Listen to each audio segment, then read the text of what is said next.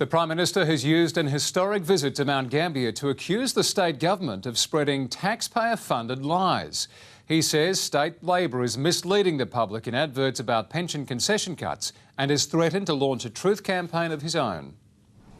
For the first time in 15 years, a Prime Minister touches down in Mount Gambier.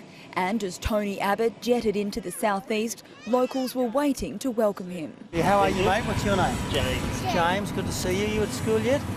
Just started. Just started, eh? Good on you, mate. Just exciting, I think, but it's been fairly hush-hush. The whirlwind visit worth the wait for many, but stirring up a stoush with the state government as the PM went on the attack over the Weatherall government's advertising campaign against federal cuts to pensioner concessions. It is completely, utterly and absolutely dishonest. And preempting a more public attack of his own. They should not be wasting taxpayers' money to promote lies.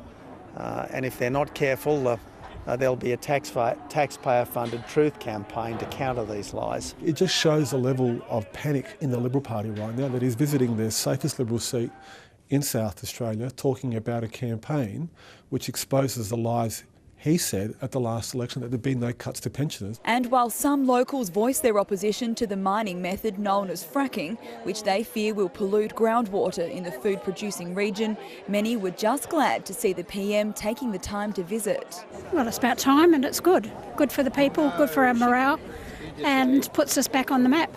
And with this, the first visit by a Prime Minister to the area in so many years, there were many locals with issues to raise. Then, less than 18 hours after he arrived, he was gone, flying to Adelaide. Alice Monfries, 9 News.